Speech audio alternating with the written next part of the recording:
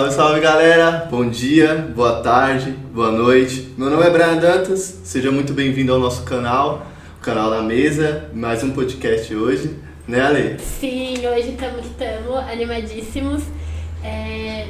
Agora que você já tá vendo a gente aí no YouTube, não se esqueça de curtir, de se inscrever no nosso canal, curtir esse vídeo, mandar pros seus contatinhos, ouvir a gente no Spotify também, pra dar aquela moral pra nós.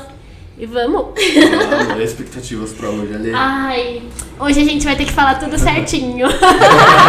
Sem erros de português. Pois é. Eu que o diga, né? Mas é isso, então sinta-se à vontade, comenta aí, já interage aí no chat com a gente. Pega uma mesa, ótimo, ótimo. Pega uma cadeira, se assente e seja bem-vindo para mais um Na Mesa Podcast.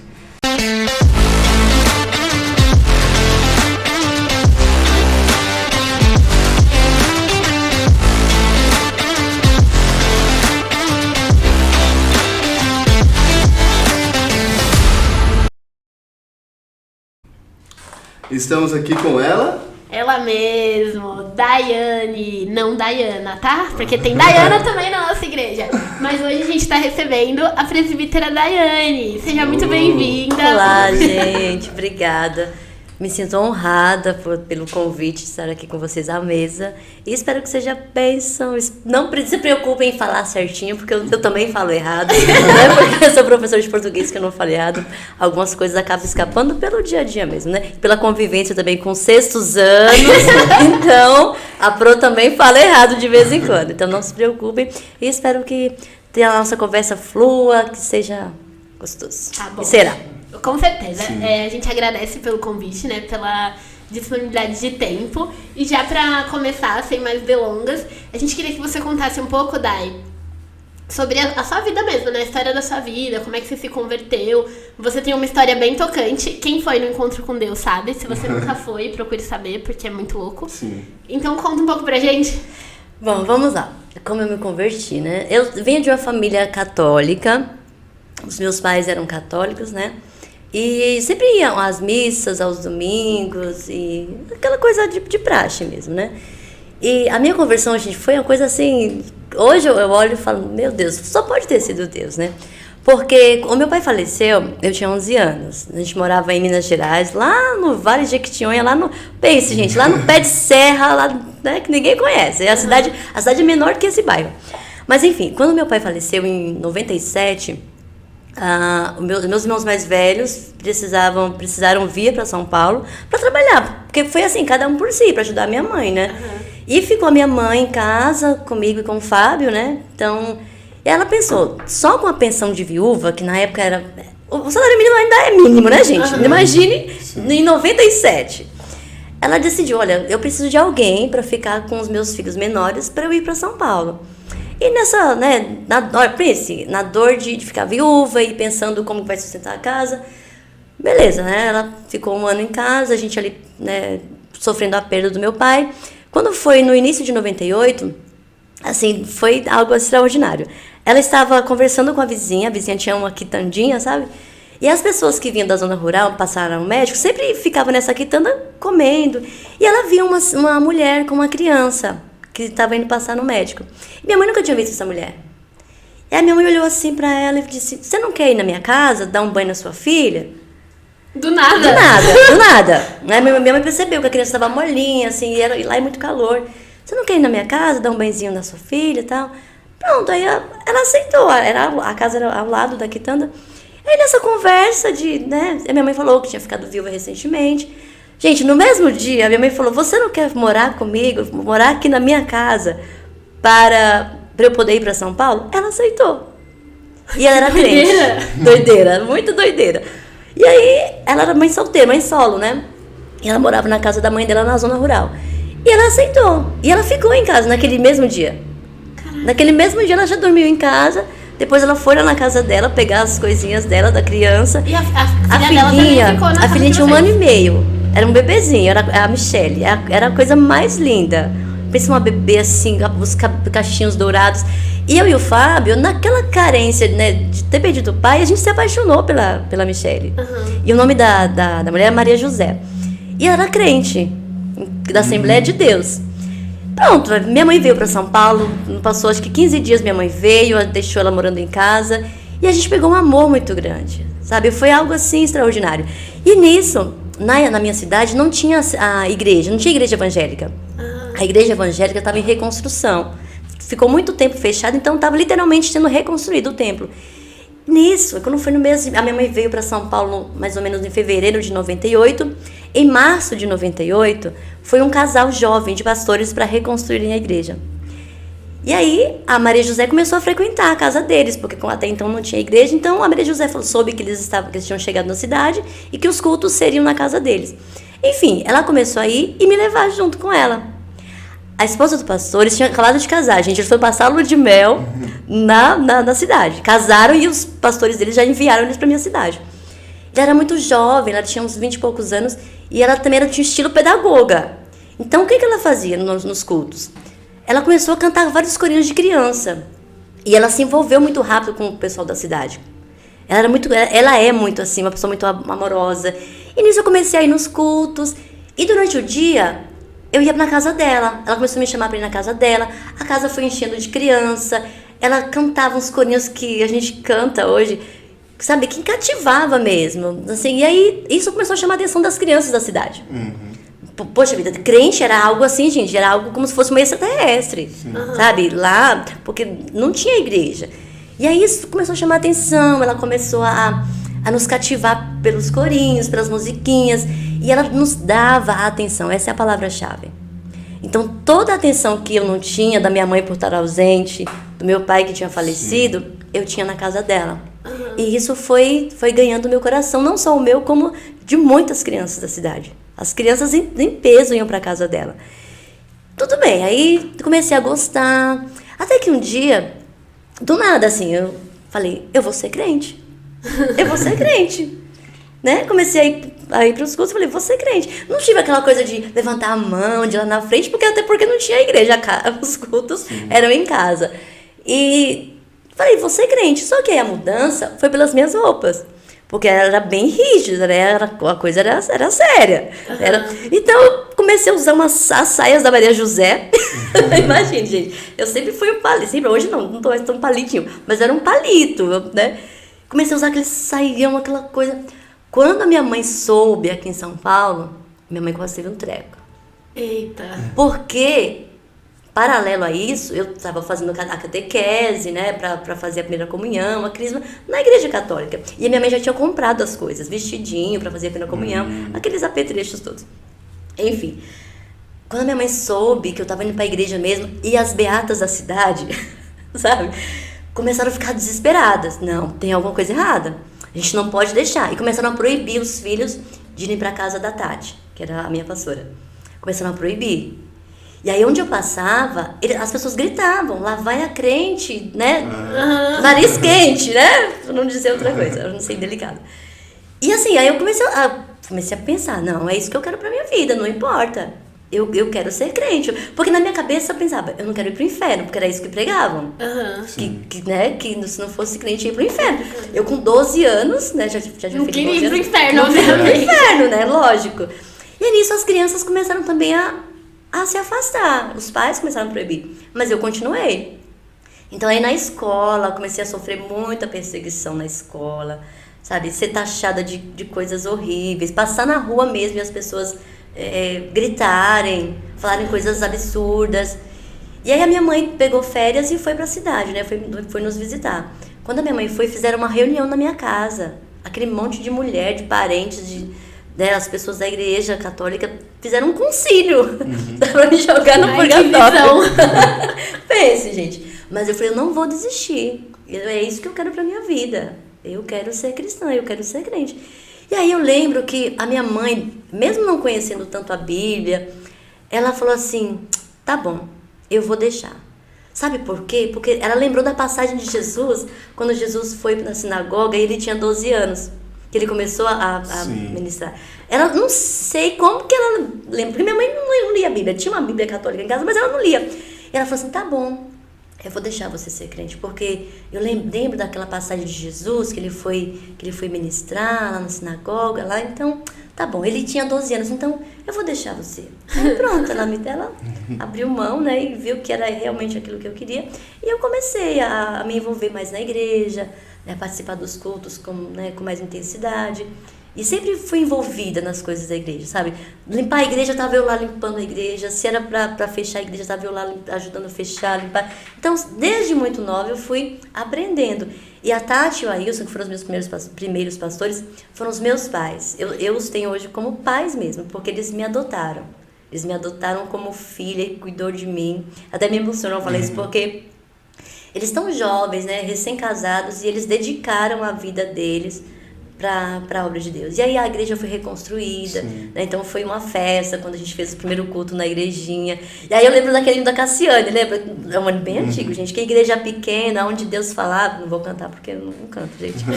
Mas quem tiver curiosidade, depois pesquisa lá o hino da Cassiane. E quando eu ouço esse hino, eu lembro muito dessa igrejinha. Porque era uma igreja pequenininha, então eram pouquíssimos membros, mas era muito gostoso. E onde Deus falava mesmo. E aí, assim, a maior tristeza foi quando eles tiveram que mudar. Porque, ai, gente, né, essas coisas de muda pastores. Então, quando a cidade estava tão assim, tinha abraçado eles de uma tal forma que as pessoas já não me xingavam mais, já não nos xingavam mais. Começaram a olhar para os crentes como, não, eles realmente fazem a diferença.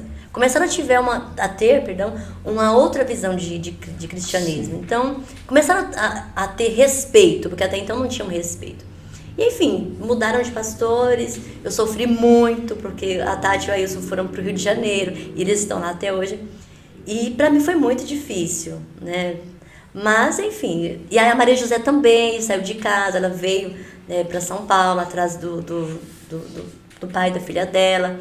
E aí perdi aquele contato, mas eu permaneci na fé. Foi difícil, mas eu nunca abandonei a minha fé. E permaneceu naquela mesma igreja? Na mesma igreja. Quanto tempo, mais ou menos, né? Olha, eu me converti com 12, então eu vim para São Paulo, eu tinha 15 anos. Eu fiquei esses 3 anos, né, 3, 4 anos nessa mesma igreja. E até hoje ela existe lá. Não existe no mesmo local, mas a Igreja Assembleia de Deus existe. E graças a Deus que hoje lá na minha cidade tem outras denominações, né? Então as pessoas podem escolher, porque até então... Só tinha uma opção. Só tinha opção. Ou era a Igreja Católica, né? Ou era a Igreja Assembleia de Deus. Mas hoje tem outras opções, graças a Deus. E nessa época que você se converteu, o Fábio também se converteu? Não. Foi na só minha você, casa. Né? A única da família. A única. E assim, né, o Fabinho sempre foi um menino assim, mais tranquilo, mas eu sempre chamava ele para ir pra igreja, ele, né, não tinha uma resistência. E a minha mãe também, ela não gostava que falava, assim. Ela me deixou ir, mas não... Sem pregar dentro de casa. Sempre, né, na dela, assim. E até que a gente veio para São Paulo, né? A minha mãe viu que não dava para ficar... Eu e o Fábio lá em Minas Gerais sozinhos e ela aqui em São Paulo trabalhando. Então, na verdade, a ideia foi do meu irmão mais velho, de nos trazer para São Paulo. Que na cabeça dele falava, mãe... Você tem quantos irmãos, Dai? Eu tenho 3 irmãos. Nós somos em 4. São 3 homens. Eu, a princesinha, como eles falam, né? Mas não sou tão princesinha assim, não. Mas, enfim, a preocupação do meu irmão mais velho era que eu me perdesse de alguma forma, sabe? Assim, começasse a namorar e... Não, e natural, né? Porque você era muito nova. Nova, e não tinha ninguém, né? Minha mãe não tava lá. E até então, ficava pessoas morando com a gente, né, jovens, mas não... O medo dele era que eu desandasse, o Fabinho também. Ele falou, mãe, por que a senhora não traz esses meninos pra morar em São Paulo? Eu não queria. Do jeito nenhum. Você queria ficar em Minas Gerais? Eu queria continuar lá na minha cidade, com os meus amigos, mesmo longe da minha mãe, mas lá era o meu porto seguro. Eu nunca tinha saído assim para morar em outro lugar. Então, para mim foi muito difícil essa troca de cidade. Eu sofri muito. Mesmo sabendo que eu ia ficar perto da minha mãe, perto dos meus irmãos, mas isso mexeu muito comigo. Trocar de igrejas, fazer novas amizades na escola, enfim. Mas vim chorando, esperneando, né? Então, quando eu vim para São Paulo, eu tinha 15 anos, o Fábio tinha 14. É só 1 ano de diferença. Então, eu lembro como hoje, gente. O Fábio assim, a minha mãe chama ele de santinho, e ele é um santo mesmo, gente, porque é uma paciência pessoa. Eu me lembro que a gente colocando as coisas lá na mala, e eu chorava, já via ele com aquela paciência toda. Calma, Dai. E nós viemos desses ônibus tipo excursão. Meu Deus, pensa. E aí, viemos, tal. Foi difícil, morar na casa do irmão mais velho. A gente sai da sua casa pra morar na casa dos outros não é legal. Né? Por mais que seja irmão, por mais que seja parente, mas morar em casa de parente não é legal. Então foi um primeiro ano muito difícil. Foi em 2001. Mas vocês foram morar com seu irmão? Por que vocês não foram morar com sua mãe? Porque minha mãe não tinha casa. Até então. A minha mãe, ela sempre, quando ela trabalhava, morava no serviço, sabe? Entendi. Passava a semana inteira no serviço, dormia no serviço e só ia embora final de semana, aos domingos, sábado. Então só tinha um domingo pra... E aí ela sempre ia pra casa de um irmão, pra casa de outro irmão. Não tinha um lugar fixo. E a preocupação dela era, tá, eu vou trazer os meus filhos, mas onde eles vão ficar? Até aí meu irmão mais velho falou, não, eles vão ficar na minha casa, né? Até a senhora construir, eles ficam na minha casa. Mas foi muito difícil, esse período de adaptação. Gente, imagine, uma caipirinha lá no interior do interior, sair do lugar que todo mundo conhece todo mundo. Na minha cidade todo mundo conhece todo mundo. Então, e aí cheguei em São Paulo, primeiro dia de aula, pense, à noite. Nunca tinha estudado à noite. E aí aquela coisa assim, assustadora. Primeiro dia de aula jogaram uma bomba na escola. Meu Deus, o caos. Imagine, gente. A fase de adolescente já é difícil. Sim. A transição. E aí mudar de cidade, mudar de escola. E aí no primeiro dia joga uma bomba. Pronto, eu quero ir embora. Falei, não, isso não é pra mim. Mãe, eu quero ir embora. Ela falou, não, vocês já estão aqui. Enfim, né? Tudo é adaptação. E como que você fez com a coisa da igreja? Porque você tinha uma igreja lá, daí veio pra cá e... Tudo é Deus também. Porque aqui tem o meu tio Alan, que ele também era da Assembleia de Deus. E aí quando ele soube que eu estava aqui, ele logo foi na minha casa, lá onde meu irmão morava, e falou, Dai, se você quiser, todos os domingos eu venho te buscar pra você ir pra igreja comigo. Eu, amém. Então eu quero, né? Não posso ficar sem congregar.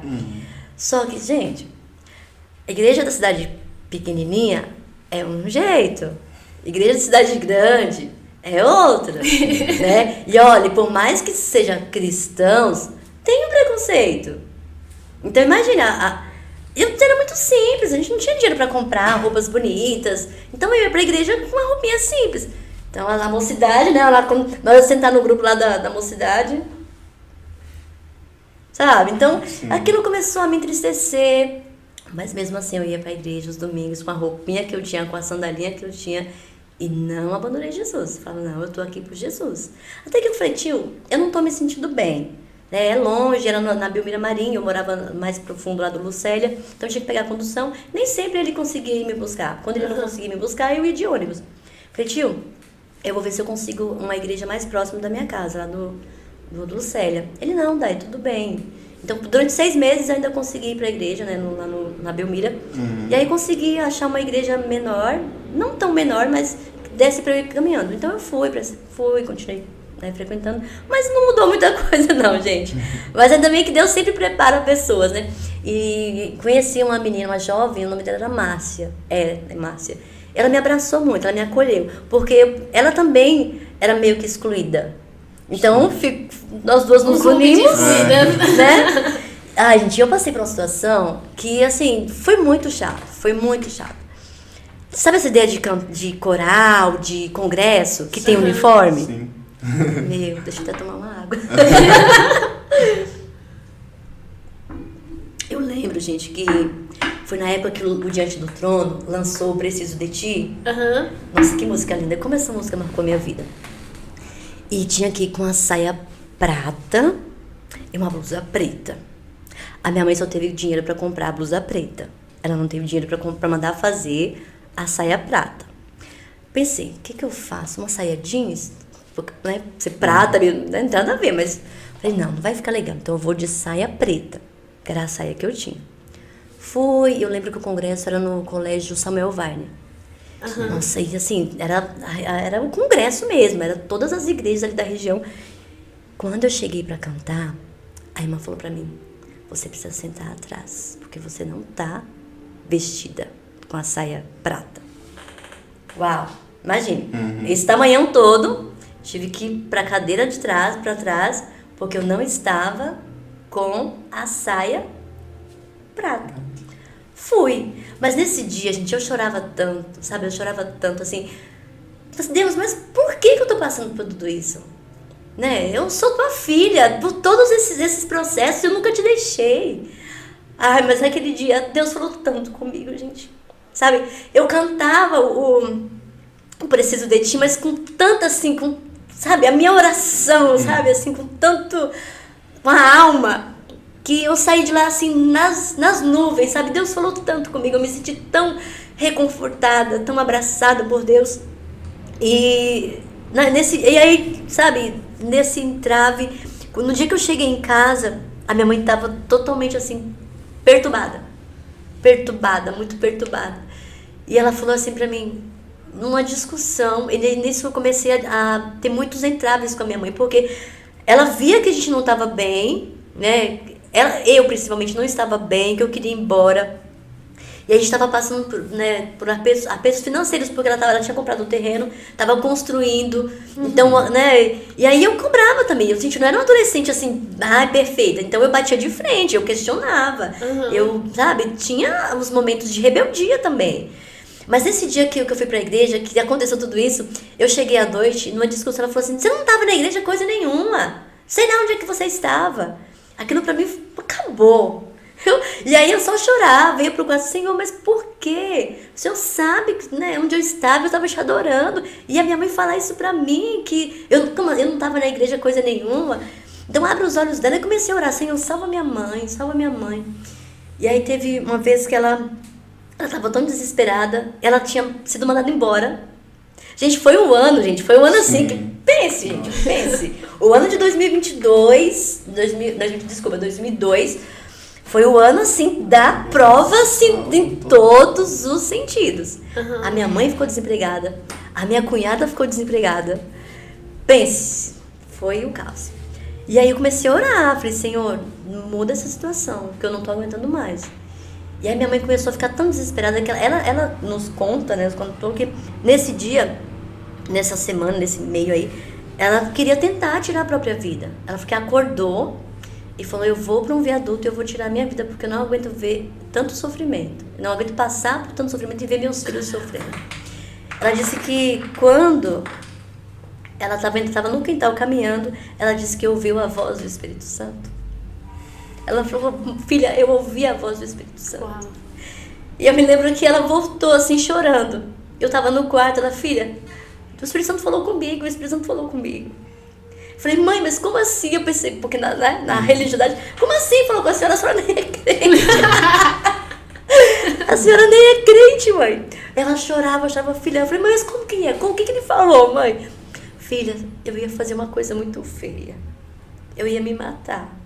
Mas ele falou para eu não fazer isso porque ele está cuidando de nós. Daquilo a gente começou a chorar. Eu falei, mãe, é isso, mãe. A senhora precisa ir para a igreja. E ela começou a ir para a igreja, uma outra igreja, na Universal. E lá ela encontrou Jesus. Caraca. Ela aceitou Jesus, ela se batizou. E eu falei, Senhor, obrigada. E a partir disso as coisas foram mudando. E eu lembro como hoje, ela foi comigo, eu convidei ela para ir comigo. Porque até então ela nunca tinha ido na minha igreja. Era um culto de jovens e ela foi comigo. Gente, a palavra parecia que era para nós duas. Deus usou o jovem, ele falava, olha, Deus está tirando vocês do cativeiro.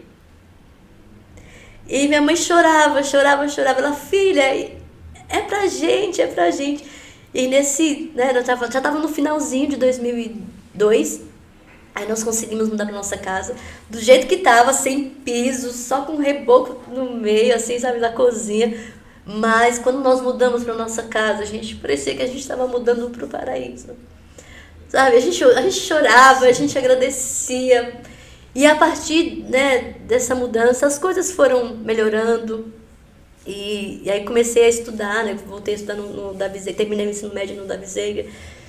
E as coisas foram fluindo. Aí comecei a trabalhava numa lojinha perto de casa, foi meu primeiro emprego. Então as coisas foram, né, melhorando, o Fábio também.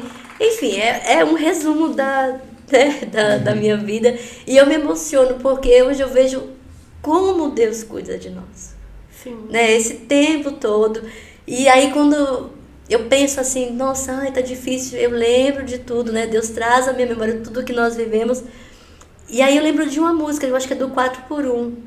Eu tinha tudo pra dar errado, né? Mas o amor de Deus me alcançou. Eu não lembro direito a música, mas acho que eu toquei essa música em um dos encontros com Deus, porque ela resume muito a minha vida, sabe? Olhando pra mim, eu penso, tinha tudo pra dar errado. E aí eu olho pra aquelas crianças que outrora estavam na casa da Tati, todas elas tiveram um caminho diferente do meu. Muitos são homens, né, do bem, são mulheres do bem, mas não tem Jesus. Né? Então, de todas aquelas crianças, Deus me escolheu. Deus não as escolheu, claro que Deus as escolheu, mas como o irmão Antônio Nobre ministrou na quarta-feira, são escolhas. Sim. Eu escolhi permanecer. E Deus tem me recompensado dia após dia por essa escolha que eu fiz. E não é fácil. Né? A nossa caminhada com Deus não é um mar de rosas. E às vezes a gente desenha, eu vou fazer isso, vai ser lindo, eu vou aceitar Jesus e vai ser lindo. Não vai, desculpa. Já adianto que não vai. Né? Então a caminhada com Deus é difícil. E como que você chegou na IBA? E aí quando a gente mudou... Não, calma aí, antes disso também, já emendar nisso, como que chegou o Emerson nessa história? Mas aí tem a ver, o Emerson vai entrar nessa parte, peraí. Gente, desculpa, eu tomo muita água porque eu vou molhando na garganta. Bom, quando a gente mudou pro balneário, foi mais fácil, porque aí era uma igreja menor, né? Ela existe até hoje, ali logo na entrada do bairro, do balneário, sim. Né? Que é uma igrejinha ali, a Assembleia de Deus, acho que setor 50 ou 52, não lembro mais. E aí, e na rua da minha mãe tem a Assembleia de Deus também de Vila Zelina. E aí eu fiquei na dúvida, né? Assim que me mudei, eu falei, eu preciso procurar uma igreja. Falei, nossa, tem uma igreja aqui na minha rua, né? Que é a rua da minha mãe. Pensei que era a igreja do Bispo Paulo, mas até então eu não conhecia o bispo, né? Uhum. Mas aí quando eu vi lá, Vila Zelina, eu falei, é outro ministério. Aí eu pensei, será que eu posso mudar de ministério? Porque tinha, não sei se hoje ainda é assim, mas tinha todo um trâmite, né? Se você vai de uma igreja para outra, você leva carta de recomendação. Uhum. E eu sempre fiz as coisas assim... Você era do Santa Mara? Eu era do Belém. Né? Porque lá em Minas eles não falam Belém, missões, mas é o mesmo ministério. E aí eu pensei, não, é outro setor, então eu acho que... Enfim, eu falei, não, eu vou... Como é pertinho também, eu vou nessa daqui do Belém mesmo. Aí fui no primeiro dia, e aí, olha pra vocês verem como a receptividade de uma igreja é importante. Eu fui no culto e logo veio uma irmã me abraçar, que é a irmã Ziza, que é a minha mãezona também espiritual, eu amo muito. Ela me abraçou e falou, ai, seja bem-vinda, né? E já me apresentou a filha dela, a Priscila, que na época era regente da mocidade. Essa aqui é minha filha Priscila, aí tem o Thiago também, que é filho dela, a Keila, a Gabriela. Ela disse, aqui são os meus filhos e tal. Então, aí quando ela me apresentou a Pri, nós duas, eu e a Pri, já tivemos uma conexão assim muito linda. E ela já me abraçou, olha, vem, senta aqui com a gente na mocidade, canta com a gente hoje. No primeiro dia, sabe? Coisas que eu não tive lá na outra. Eu falei, uau, é aqui que eu quero ficar. Aqui é o meu lugar. E nisso fiquei no Belém, né? Congreguei até conhecer a IBA. E aí nisso também apareceu o Emerson, porque os tios dele, né, a rua, e o Osias também congregavam lá, nessa igreja. E aí no culto de domingo... deixa eu voltar um pouquinho. Desde quando eu me converti, os meus pastores, a Tati e a Ailson, falavam, você já precisa orar pelo seu casamento. Uhum. E aí, eu aprendi isso. Você precisa já pedir para Deus uma pessoa, então você precisa orar do jeito certo. E aí eu orava, Senhor, eu quero uma pessoa lavada, remida e enxugada no teu sangue. Tem que ser nesse perfil. Sim. De todos os dias eu repetia a mesma oração. Senhor, prepara um varão valoroso, lavado e remido no teu sangue. Era essa a minha oração. E pronto, né? E aí quando eu fui mudei pro balneário, eu já estava com 15, 16 anos. E eu conheci o Emerson, só que gente, o Emerson era muito estranho. O Emerson vestia, a primeira vez que eu vi o Emerson na igreja, ele chegou com as calças largas, parece calças de skatista. Umas calças, mas assim, hoje os skatistas tem um estilo bonitinho, sei lá. Mas eles tinham, era estranho assim, era estranho. Eram umas calças largas, umas camisetas largas, uns desenhos assim. Olhou e pensou assim, ih, não é crente não. Quando o Emerson entrou na igreja, aí a Rô falou, esse aqui é meu sobrinho, o Emerson. Oi. Mas algo lá dentro tocou. Sabe, assim, bateu. Logo de cara, assim, falou, meu, ele é muito estranho. Mas ele é simpático. E aí nisso a gente começou a conversar. E o Emerson era muito tímido. Até hoje ele é um pouco, mas ele melhorou muito. O Emerson era muito tímido quando era jovem. Muito mesmo. Ele começou a congregar com a gente também. Então, de vez em quando, ele morava no Vargem Grande, mas de vez em quando ele ia lá na nossa igreja, né? E aí nisso, beleza. A gente começou a conversar. Só que antes do Emerson vir pra igreja, quando eu estava lá em 2002, morando no Grajaú, eu cheguei a namorar um menino da igreja também, só que acabou não dando certo. Então acho que a gente namorou uns 3 meses, eu acho. Não deu certo. E aí a minha mãe sabia tudo direitinho, eu nunca fiz nada escondido da minha mãe, né? Minha mãe autorizou e tal, mas não deu certo. Aí com o Emerson, foi muito assim, diferente. Porque a gente ficou mais de 1 ano paquerando, sabe? Só assim no olhar. Aí ele começou a morar na casa da Rosane e do Osias, né, na época, e pra trabalhar. E aí nisso era muito engraçado, porque... Nossa, não, peraí, o Emerson é sobrinho da Rosane e do Osias? Ele é sobrinho da Nossa, do que Osias. doideira! Ele é primo da Jéssica. A minha sogra é tia da Jéssica. Meu Deus, vocês são tudo família. É tudo família, né? Acho que por isso que o Fabinho conheceu a Jéssica, por essa proximidade que eu já tinha com ela. Caraca! Né, pelo Emerson. Então, a minha sogra é tia é tia da Jéssica. Enfim, o Emerson começou a ir na igreja. E quando eu estudava no Davi, ali tinha um corta-caminho ali entre que hoje é uma igreja e tem um terreno, né? Ali tinha um caminho. E dava de frente pra casa da rua. Aí o Emerson sempre me esperava na janela. Ele trabalhava à tarde, ele ficava na sacadinha esperando eu passar. E aí sempre tinha essa troca de olhares na igreja, sabe? E aí todos os dias eu saía meio 11 e pouco, quando eu passava assim, disfarçadamente, olhava assim, tava ele lá na sacada. Eu tímida também. E nisso ficou 1 ano, nós dois assim só se olhando, falavam um com o outro assim, normal. Só que as pessoas começaram a perceber que tinha alguma coisa. E nisso eu comecei a gostar também dele, sabe? Olhar ele com um olhar diferente, com outros olhos. E ele também começou a se arrumar melhor também. Conta muito, né? Ele começou a se vestir melhor, sabe? Colocava umas calças social mais bonitinhas. É que entrou assim. outra moda. Era outra moda. Mas e aí eu falava, será? E aí quando eu percebia, nossa, eu acho que eu tô gostando dele. Eu comecei a orar nesse sentido. Senhor, se for mesmo ele que o Senhor preparou, que o Senhor confie nisso no meu coração e no dele também. Eu lembro que no culto de jovens, sempre acontece coisas no culto de jovens na minha vida, né, gente? Venham no culto de jovens, inclusive. Eu preciso vir mais nos cultos de jovens, é verdade. E aí, uma irmã, que hoje não está mais entre nós, ela falou assim, terminou o culto, mas e aí, vocês dois? Vão desenrolar quando? Vocês estão esperando o quê? Eu olhei pra ele assim, gente, ficou roxo, né? Preto, mas ele ficou roxo, né? E aí, ele não falou nada. Aí, quando todo mundo saiu, eu falei, e aí, meu filho, como é que é? Você vai me pedir namoro ou não? Eu que cheguei nele, sabe? Aí ele, tudo sem graça. Aí, nesse dia, ele me levou em casa, a gente começou a conversar. Enfim, a gente começou a namorar a partir daí. Quando eu fui contar pra minha mãe, ela teve uma certa resistência. Ela falou, mas como assim? Ele não tem onde morar, ele mora com os tios. Minha mãe já era meio, né? Não. Eu falei, mãe, mas ele é trabalhador, ele trabalha, né?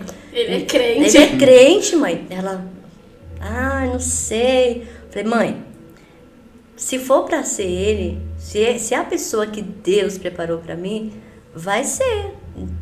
Então a senhora ou a senhora vai mudar o seu pensamento, ou não sei. Mas eu quero namorar com ele, eu não quero fazer nada escondido. Ela, tá bom. Só que aí, ela esperava que fosse aquela coisa formal, que ele fosse em casa, pedir a mão dela e o Emerson não fez isso. E de vez em quando ela ainda brinca com ele. Você não pediu a mão da minha filha pra namorar com ela.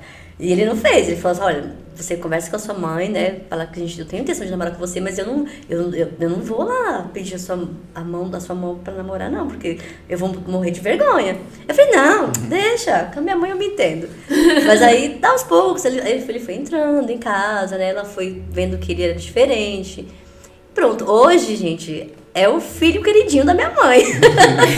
Tudo bem que é o único genro que ela tem, né? Mas, assim, eu vejo o carinho enorme que ela tem por ele e vice-versa, sabe? E aí a gente namorou 3 anos e meio, noivamos. Mas ainda lá na outra igreja. Lá na outra igreja, né? Eu fui pra IBA, nós casamos em 2008, isso, 12 de janeiro de 2008. No final de 2007, aconteceu umas coisas muito estranhas lá na igreja onde eu estava, assim, coisas assim, gente, bizarras, que não convém entrar em detalhes. E aquilo já foi me chateando, já estava assim, querendo sair. E aí eu já conhecia o Bispo Paulo, porque, família, e ele morava também, na época ele morava na casa da Rô, embaixo, né? Então, quando eu ia na casa da Rô, ele estava lá, então aí já tinha um carinho enorme pelo bispo.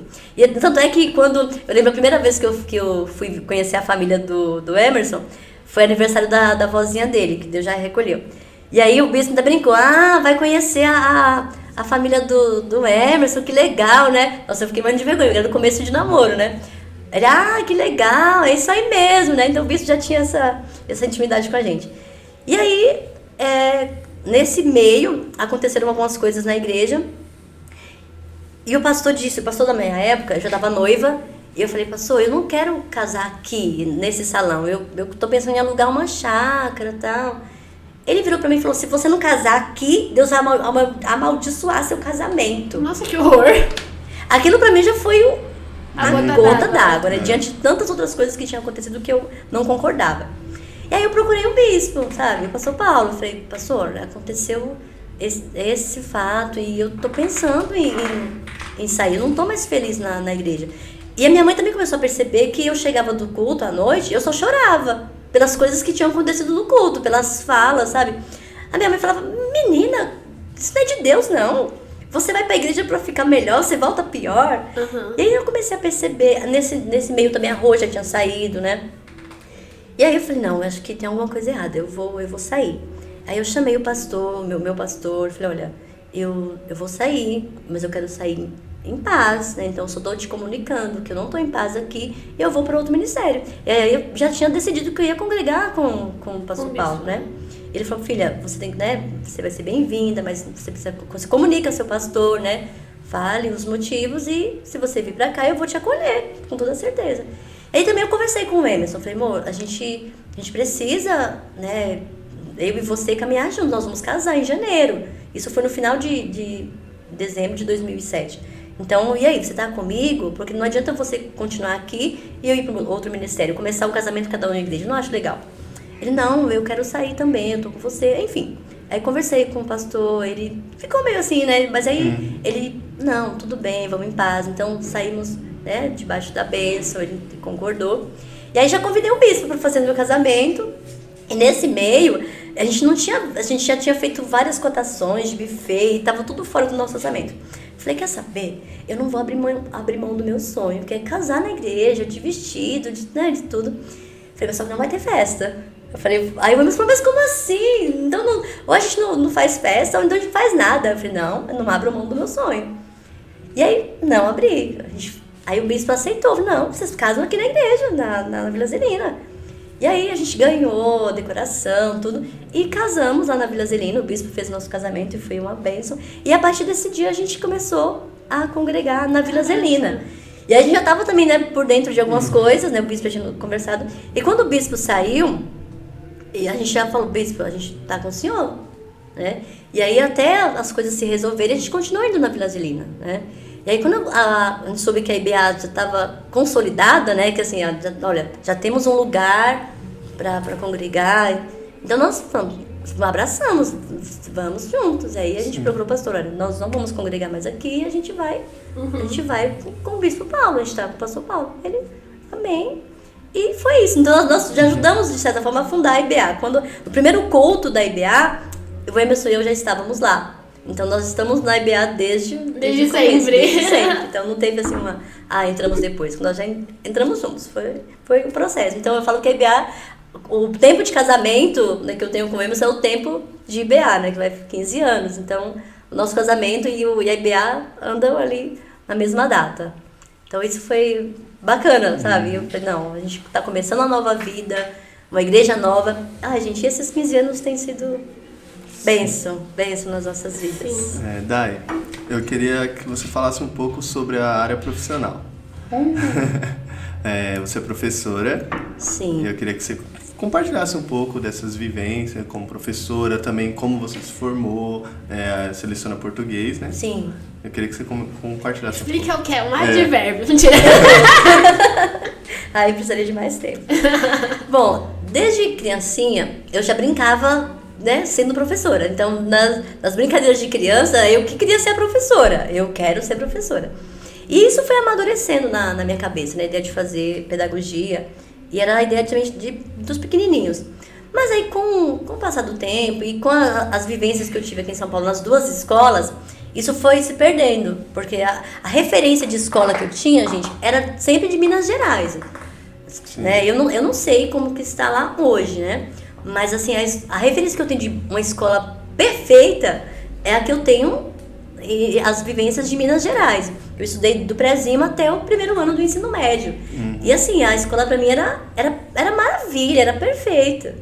Só que quando eu cheguei aqui, que eu fui estudar lá no Grajaú e aqui no Davi, isso foi... Falei, não quero isso pra minha vida. No dia da bomba. No dia da bomba eu falei, imagina, não quero ser professora não. Mas a ideia de fazer alguma coisa com o público sempre teve na minha mente. Então, aí eu falei, não quero mais ser professora, eu quero ser psicóloga. Quero ser psicóloga e tal. E aí prestei o Enem, eu fui na primeira leva lá do programa do ProUni, não fazendo propaganda, mas isso de certa forma me beneficiou, né? E aí eu fiz o Enem e aí consegui uma bolsa pelo ProUni. Pra psicologia?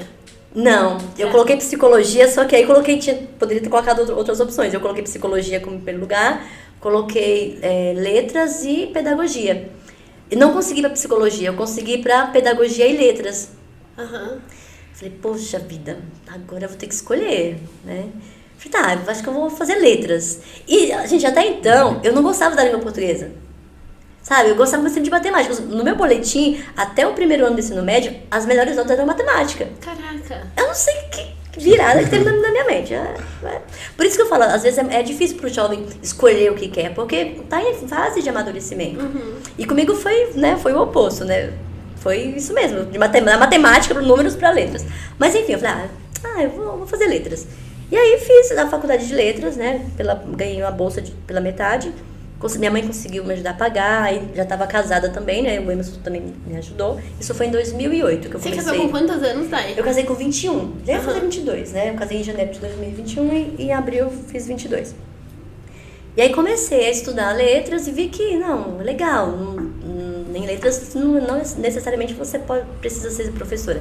Eu pensei, já que não quero ser professora, eu quero ser editora, né? Porque eu gosto de ler, ganhar bem e tal. Beleza, né? Terminei a faculdade, comecei a mandar currículos. E aí nada, fiz uma entrevista na editora, nada. E aí as contas começaram a apertar, né? O Emerson não estava trabalhando, só ele. Falei, vida, acho que eu vou começar a dar aula, eu vou eventuar. Né? Na época chamava professor eventual. Aí fui no Davi Seger, né? Levei a cartinha e falei, olha, eu terminei a faculdade, eu quero eventuar. No mesmo dia, ela falou, vai lá, sobe lá no 6º ano. Gente, acho que é por isso que hoje eu amo o 6º ano. Mas pense, nunca tinha entrado na sala de aula pra dar aula. Caraca. Entrei no 6º ano, gente, à tarde. Meu Deus. O caos. Eu não lembro, mas era a minha sala? Não era a sala do Brian. Gente, eu dei aula pro Brian. Não era a sala do Brian, eu acho que não. Eu falei, Deus, e agora? Resumindo, eu saí de lá falando, não é isso que eu quero. Não vou voltar nunca mais. Não vou voltar nunca mais. Mas aí no outro dia elas me ligavam. Daiane, você vem hoje? Porque na época faltavam muitos professores. Então eles precisavam, tinha muita aula, né, pra substituir. Eu, tá bom, vai. E isso fui indo, fui pegando jeito. É claro que nesses 12 anos de profissão, no 13º ano de carreira de professora, muita coisa eu aprendi, né? Então, aquela Daiane que o Brian conheceu não é a mesma. E que bom, eu evoluí. E fui pegando jeito, né? Os professores também foram me dando logo, olha, não faz assim e tal. Então, eu comecei a gostar, sabe? A gostar, a estudar, a procurar também estudar por fora, né? E aí teve o concurso em 2013. Fiz o concurso, aí estudei, passei no concurso, aí me efetivei. Porque até então, ser professor eventual tem um certo preconceito, né? Infelizmente. Não é porque é efetivo, então as pessoas ainda fazem essa acepção. Uma bobagem, gente. Bobagem, porque todos somos professores e, né, não muda nada. Só muda lá o nominho, pronto. Mas eu percebi a diferença, sabe? E aí, falei, eu preciso estudar, eu preciso passar no concurso. E aí passei no concurso, assumi em 2014. E desde então já passei por várias escolas, né? Mas agora mesmo eu estou no Davi Zeiger, que é uma escola que está no programa de ensino integral, que é um programa novo aí do governo, que está dando certo. É claro, o programa não é perfeito, mas se eu falar para vocês, Daiane, você hoje quer voltar para a escola regular? Eu diria que não. Embora o programa tenha muitos ajustes a serem feitos, mas como profissional eu tenho crescido. Porque eu tenho que buscar, eu tenho que me reinventar. E isso, por um lado, é bom. Por um lado, é bom. Se todos os professores tivessem essa ideia de que não importa se... mas eu ganho pouco, eu não tenho tempo. Eu não tenho essa visão, sabe? Tanto é que no começo de carreira, eu falava assim, eu podia imprimir essas coisas em casa. As professoras, você é louca? Não, o governo tem que dar. Imagina, você vai trabalhar, você vai levar de graça, você vai fazer isso de graça. Eu lembro uma escola que eu passei que não tinha detergente, não tinha sabonete para lavar a mão no banheiro das professoras. Aí eu levei um vidro de detergente. Você é louca, você não pode fazer isso. Eu falei, gente, mas eu vou ficar com a mão suja só porque o governo não dá? Eu vou usar o banheiro e não vou lavar as mãos porque o governo não dá? Não, eu vou fazer por mim, né? Então, hoje, infelizmente, ainda tem essa ideia de que não, se o governo não dá, então eu não vou fazer. Mas eu gosto do que eu faço, eu amo o que eu faço. Mas é cansativo, é muito cansativo, né? Consome muito tempo. E tem os problemas familiares. As crianças, né, e adolescentes, elas têm as suas vivências e elas carregam isso para a sala de aula. Sim. Então, a gente tem que lidar com a falta de educação, essa é a verdade, né? A falta de educação das crianças. Tenho que lidar também com o déficit de aprendizagem, que é gritante. Principalmente depois da pandemia, né, Dai? Principalmente depois da pandemia, Lê. Mas esse ano, eu não sei o que aconteceu. Eles são piores. E por ter começado com o sexto ano, eu prefiro o sexto ano, eu gosto do sexto ano. Já dei aula para todas as séries, do sexto ao terceiro ano. Mas eu me identifiquei com essa galerinha, sabe, do sexto ano.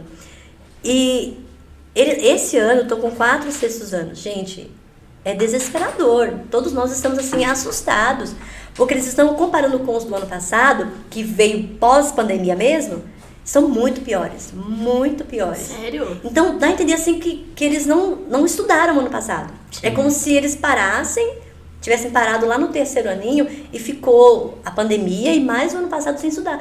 Porque é um índice de analfabetismo enorme no sexto ano. Então, esse ano eu estou enfrentando, assim, muita dificuldade mesmo de aprendizagem. Sim, e logo a matéria que você dá, né? Porque... E logo o português. E aí, por isso, pensando nessas dificuldades, o ano passado, eu decidi fazer pedagogia. Aí eu fiz pedagogia online, né? Porque não dá para conciliar casa, família, trabalho. Aí fiz online para ter um subsídio, né? Para ajudar essas crianças. E aí fiz pedagogia e pós em alfabetização e letramento, para ver se eu consigo, de alguma forma, acessar o conhecimento dessas crianças, né? De alguma maneira, eu preciso aprender para ensinar. Né? E a faculdade de letras, ela te especializa em letras, né? Em alfabetização. Né? Em português e inglês. Embora eu tirei inglês da minha grade, porque, gente, eu e inglês a gente não bate. Então eu já tirei da minha grade, né? Eu falei, não vou colocar inglês, porque eu realmente não gosto. E aí eu falei, não adianta, se esse é meu público favorito, eu preciso me especializar para ajudar de alguma forma. Eu não posso dizer, eu não sou alfabetizadora, se vira, né? Não é o meu papel. Eu falei, então é uma área que eu gosto, né? E aí eu fui estudar, fiz pedagogia e fiz pós em letramento e alfabetização. Mas a teoria é muito linda, né? A prática. A teoria, meu bem, é maravilhoso, mas a prática está sendo difícil. Mas eu disse algo para a pastora Liz um dia desses que foi muito engraçado, eu até mandei uma foto para ela. Eu me vesti de MC, coloquei um bonezinho, uma calça larga. Ó, eu lembrei da calça larga. Vocês vão pegar uma referência do passado? Vou pegar uma referência, foi isso. Coloquei essa correntinha e apresentei para eles o meu projetinho que eu tô fazendo um projetinho que chama Aula de Eletiva, de batalha, de poesia, que é o slam, não sei se vocês conhecem. Sim. Só que aí no meu caso eu falei, bom, pra facilitar, não necessariamente precisa ser rima, pode ser qualquer tipo de poesia, pode ser um poema, pode ser, né, em rima ou não. E aí, pra apresentar, eu criei uma rima, gente, e entrei em cada sala com uma rapper. Gente, eles pararam, tipo, essa professora é doida. E aí eu mandei pra pastora, olha só o que eu tive que fazer pra chamar a atenção. Então, eu tenho que me reinventar. Sim. E eu estou me reinventando. E Deus tem me agraciado com um espírito de criatividade. Sabe, às vezes eu tenho, assim, uns insights, eu vou lá e escrevo.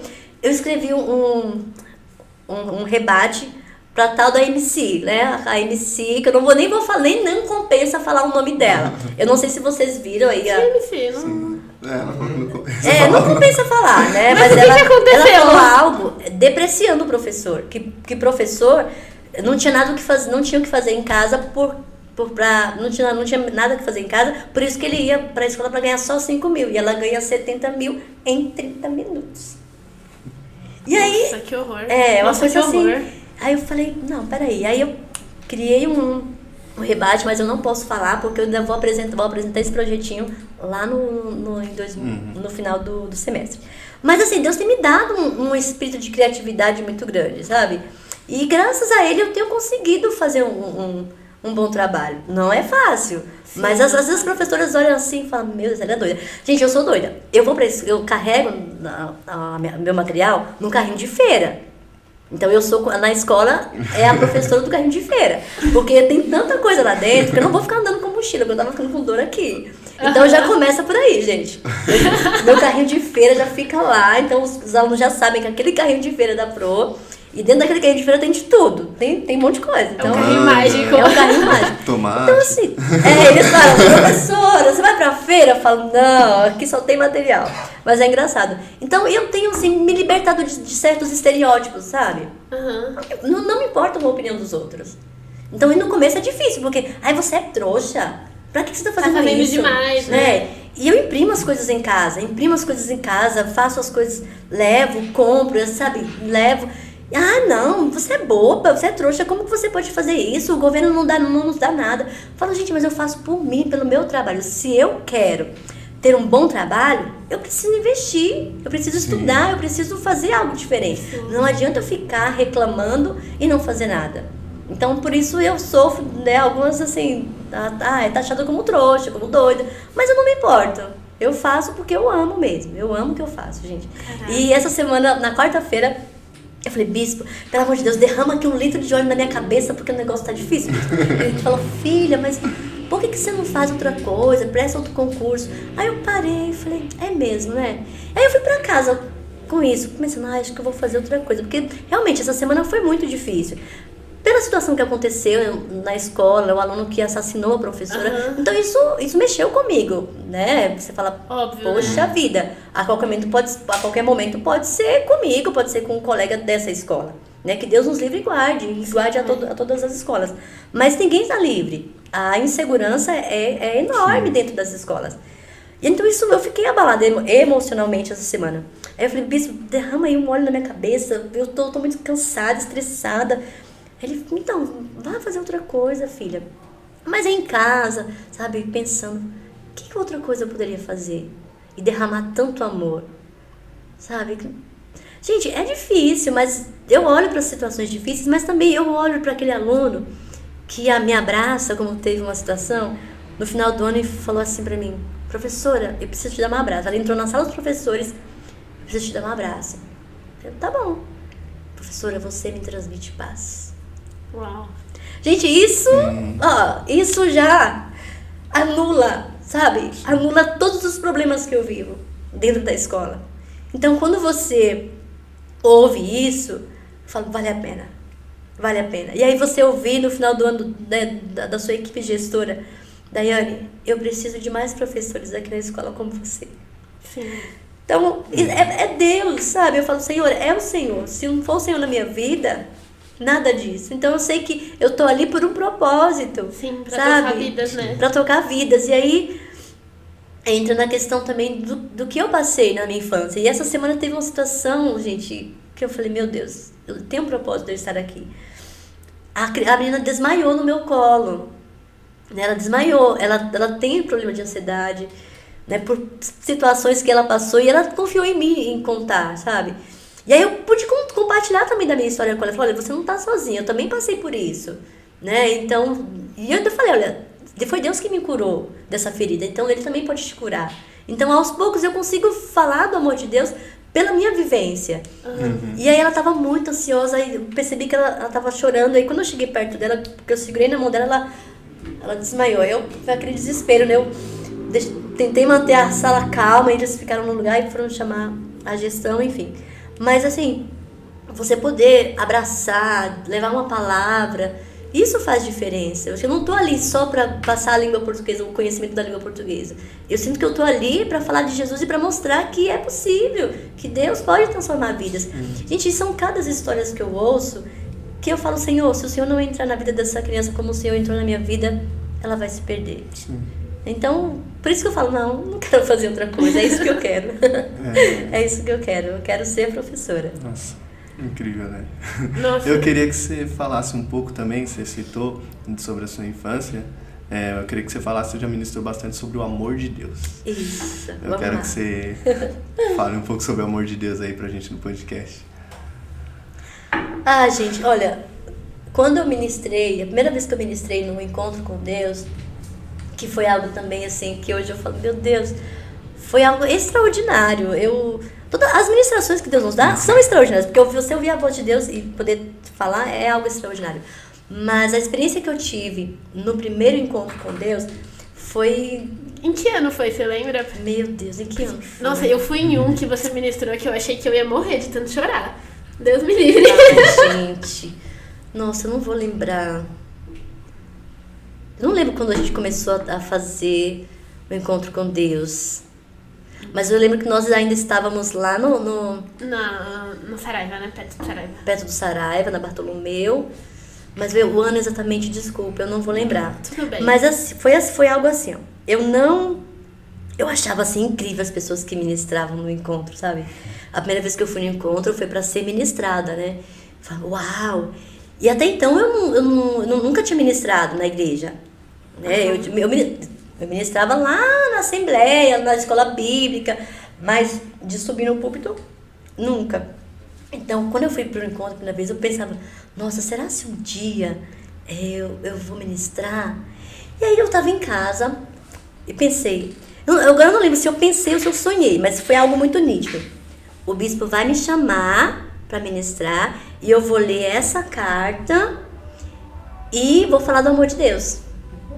Agora eu não lembro se foi um pensamento ou se eu sonhei, mas foi exatamente assim. E não passou mesmo uma semana, o bispo me manda mensagem, Dai, você vai ministrar no encontro com Deus. E você vai falar sobre o amor de Deus. Uau!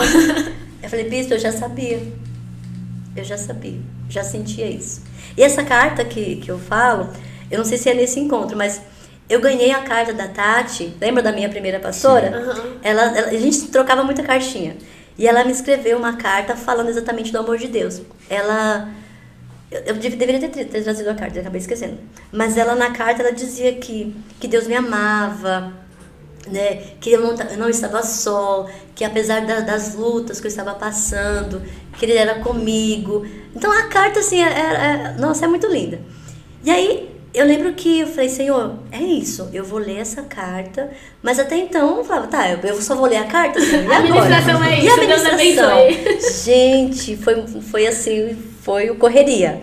Eu comecei a estudar sobre o assunto, comecei a assistir ministrações. Só que as ministrações que eu assistia fugiam um pouco do amor de Deus. Não era assim, o amor de Deus. Sim. Todas as ministrações que eu assistia, sabe, que eu falava, não, essa aqui eu vou assistir. Até então eu não conhecia muito a Helena Tanuri, eu não conhecia a Helena, meu Deus do céu. A Tereza, né, que ela até veio aqui e ministrou no encontro de casais. Sim. Não conhecia, mas sabe quando você abre o YouTube e aí você vai procurando aleatoriamente assim, você fala, nossa, vou ouvir. E era assim, foi assim, eu fui começando a ouvir e todas as ministrações que eu escutava, que eu assistia, falavam sobre rejeição.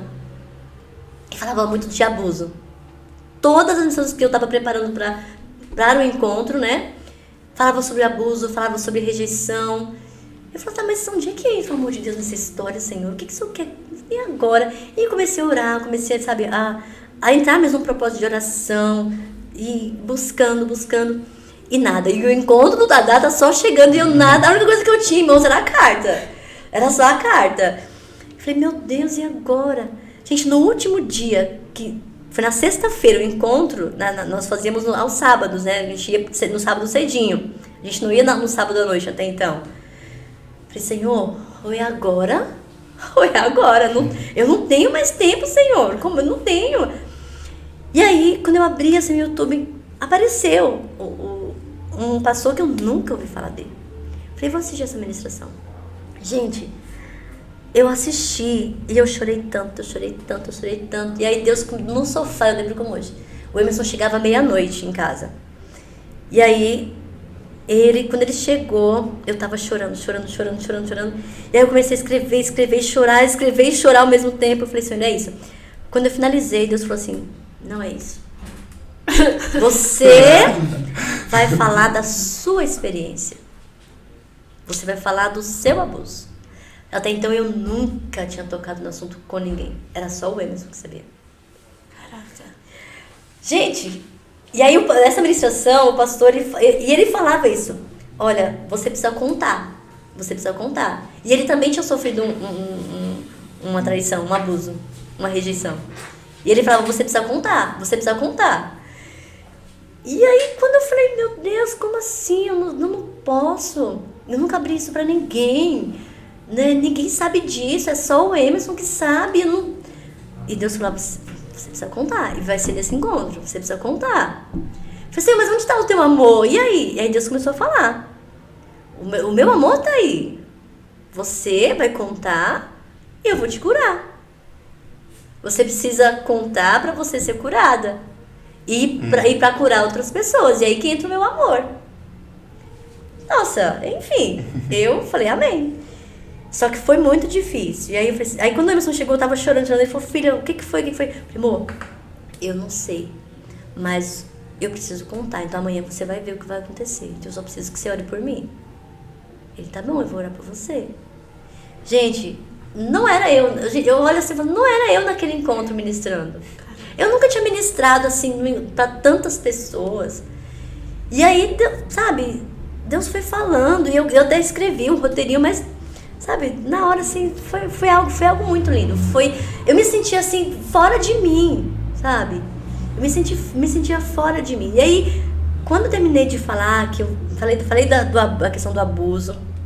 E aí falei, olha, é só o amor de Deus, gente. É só o amor de Deus. E na hora Deus me deu louvor, né, pra colocar, que eu vi aquele monte de pessoas. E no final, a confirmação de que era aquilo, foi quando a pastora Nani me abraçou, na época ela era minha discipuladora. E quando eu terminei de ministrar, que ela falou, Dai, é isso, você precisa falar. Mesmo que você falou, né, mas agora você precisa verbalizar isso. Algo travou aqui, sabe? Travou e eu não consegui. Ela falou, não, você vai conseguir falar, você precisa falar. E aí eu contei tudo pra ela, os mínimos detalhes do abuso. Gente, foi como se literalmente, sabe, arrancasse das minhas costas. E aí, quando passou, na hora do almoço, que as pessoas começaram a falar, Daiane, eu também passei por isso. Que bom que você contou, porque eu nunca ia ter coragem de contar. No mesmo dia do encontro, gente, vocês não têm ideia do tanto de pessoas que me procurou pra falar da mesma situação. E aí Deus falou, é isso. O meu amor, não é que eu permiti, mas o meu amor cura. O meu amor liberta. E você só vai ser totalmente curada quando você transmitir isso e mostrar para as pessoas que se Deus curou, se eu te curei, elas também vão ser curadas através da sua vida. E aí eu comecei a entender o amor de Deus, porque até então eu vivia questionando Deus. Mas por que eu? Por quê? Por quê? Por que comigo? E aí quando Deus fala, não é porque aconteceu com você que eu não te amo. Não foi porque aconteceu com você que eu te abandonei. O meu amor está em poder te acolher, sabe? Não, eu virei as costas para você. Então era nesse sentido nesse sentido que eu sinto amada, sabe? Beleza, aconteceu comigo, mas aconteceu com outros, e o amor de Deus é sobre a minha vida da mesma forma, né? Eu não sou assim, foi uma desgraça. Lógico que foi uma desgraça, mas eu não sou desgraçada por isso, sabe? Deus me ama da mesma forma. Então o amor dele que me cura, é o amor dele que me transforma dia após dia. E poder transmitir, poder falar isso, né, para as outras pessoas é gostoso, é gratificante. Falar assim, olha, tudo bem, você passou por isso, mas existe o amor de Deus, ele está lá, ele continua sendo Deus, ele continua sendo seu pai, ele continua te abraçando, ele continua te curando. Então, a primeira vez que eu ministrei no encontro foi um divisor de águas na minha vida e também na vida de um monte de gente. E hoje eu olho para essas pessoas e vejo a libertação que elas tiveram nessa área. É só o amor de Deus que faz isso, gente. Sim, sabe? De poder falar, olha, eu passei, mas você também passou, beleza, mas o que nós vamos fazer com isso? E é nesse sentido que Deus tem ministrado. O que vocês vão fazer com essa ferida? Vão aceitar o meu amor para curar ou vão continuar com a ferida? Né? E só quem passa por abuso sabe o que é. Né? Quem está por fora só imagina. Né? Por mais empático que seja, não vai saber. Né? É só quem passa mesmo que sabe. Então, falar, olha, eu consegui passar, você também consegue. Porque é o amor de Deus. É esse amor que nos liberta, é esse amor que nos cura. Então é gratificante, sabe? E eu falo que a primeira ministração do encontro foi um divisor de águas e tem sido. Porque cada vez que eu ministro sobre isso, Deus me cura. Se eu falar, eu estou 100% curada nessa área, eu não sei, não posso afirmar. Porque até então eu achava há tempo atrás eu achava que eu estava 100% curada. E aí teve a última imersão aqui na igreja com o Ravi, né? Não sei se vocês lembram, foi ano passado, né? Que teve a última imersão. Foi. Gente, quando eu preenchi aquela ficha de novo, que o pastor Rodrigo me chamou pro atendimento, meu Deus, eu vi que eu não tinha sido curada, não. Ainda faltava perdoar. E eu achava que eu tinha perdoado o abusador, mas eu não tinha perdoado. E essa questão de aceitar o amor de Deus e também perdoar, tem que caminhar juntos. Porque não adianta, Brian, aceitar o amor de Deus, mas não perdoar. Como que eu vou refletir o amor de Deus se eu não perdoo? Você não perdoa. E a parte de perdoar, meu Deus, é a mais difícil. É muito difícil, né? É a mais difícil, né? Mas Deus, assim, Ele tem tratado na minha vida. E uma coisa que ficou marcado pra mim, nessa imersão, né, falando do amor de Deus, é que Deus tem cuidado de mim de uma forma, assim, extraordinária. O pastor Rodrigo fez o atendimento comigo com a Tecília. Ele disse, Dai, você precisa perdoar.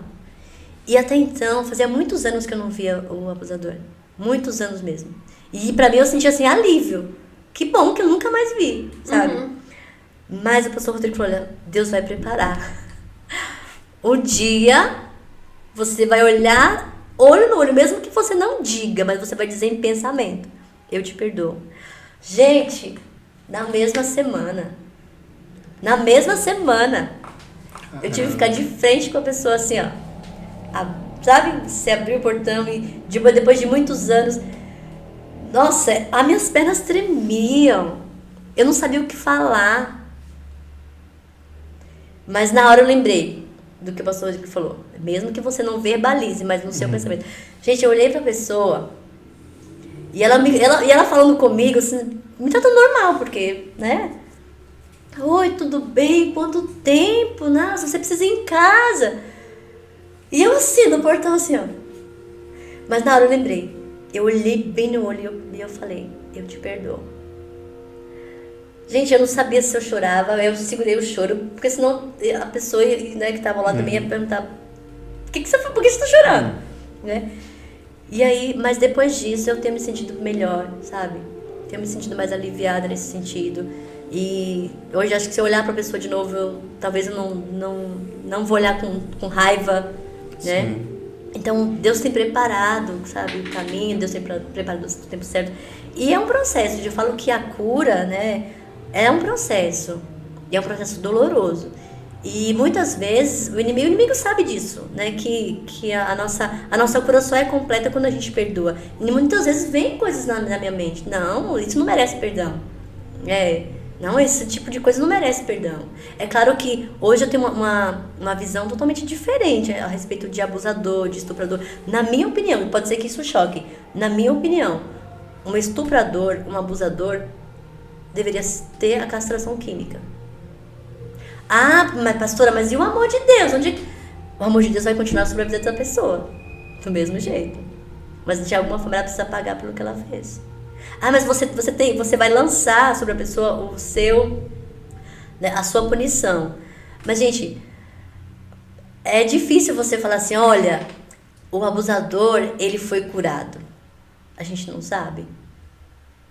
Sabe, acho que em caso de estupro de criança, sabe? Pode ser que as pessoas fiquem chocadas com isso. É a minha visão, tá? Não é a visão DBA. Mas eu sou a favor da castração química para um estuprador. Mesmo que ela encontre Jesus. Se ela encontrar Jesus, ela que eu brinquei com ele. Eu sou a favor. Mas falou, por quê? Eu falei, amor, por mais que ela encontre Jesus, ela se arrependa. Beleza. Ela ora para Jesus voltar os hormônios dela normal, né? Mas é muito difícil você falar assim, olha, um estuprador, ele não vai fazer de novo. Ah, mas e o amor de Deus? Beleza, o amor de Deus está lá. O amor de Deus é para todos. Mas eu ainda preciso... Eu preciso ainda ser tratada nesse sentido, mas é a minha opinião, tá? Então, uma pessoa que estupra, eu sou a favor da castração química. Pode ser que isso choque idear, mas é a minha visão, tá? Eu não sei. Sim. É muito difícil, gente. É só quem passa é quem sabe. Sabe? Ah, Dani, então você quer punir. De certa forma, sim. De certa forma, a gente precisa punir. E a igreja não pode ser conivente com crime nenhum. Né? Seja a violência qual for, né? Então, eu acho que o estuprador dele tem que pagar, sim, pelo que ele fez, tem que ser preso. Tem as leis brasileiras, que infelizmente são leis fracas, né? Que dão brechas. Tá, o abusador, ele vai preso por um tempo, mas se ele realmente não se converter, e não falo de religião, se ele não tiver um encontro com Deus, assim, genuíno, ele vai fazer de novo, gente. Ele vai fazer de novo.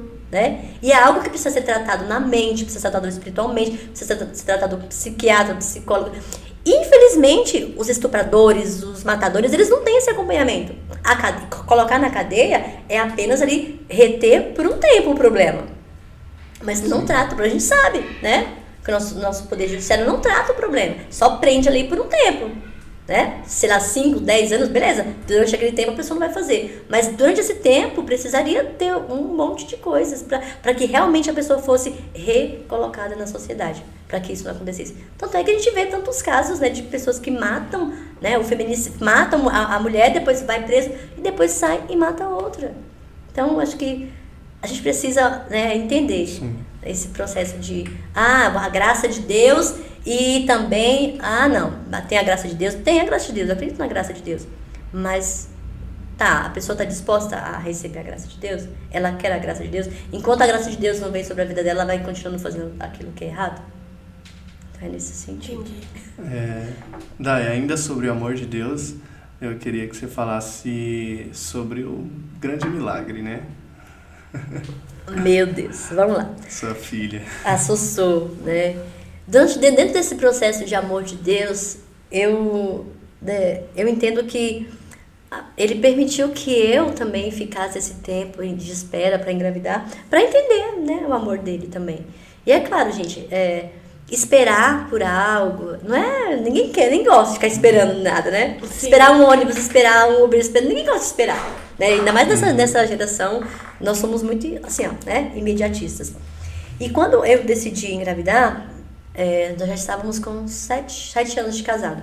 Até os 7 anos a gente, né, eu tomava anticoncepcional, então a gente tinha planejado mesmo, olha, vou terminar a faculdade, né? Vamos ter a nossa casa e tal. E nos planejamos para isso. Então, quando eu consegui terminar a faculdade, a gente conseguiu dar entrada no apartamento e tal, bonitinho. E aí, falou, agora é o momento. Beleza, eu, né, procurei a médica, falei, olha, eu quero engravidar. Ela falou, não, é normal, então tá. Então, é só você parar de tomar o remédio, pronto.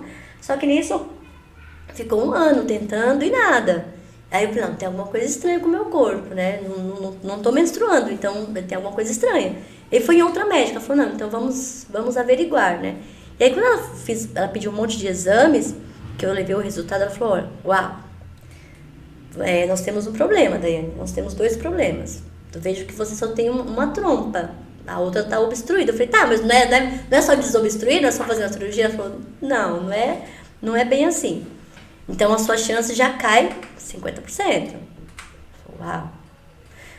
Tem outro agravante, você tem ovários policísticos, então o seu ciclo é totalmente irregular, então isso já diminui para, ela falou, quase 0. Não é 0, mas é quase 0.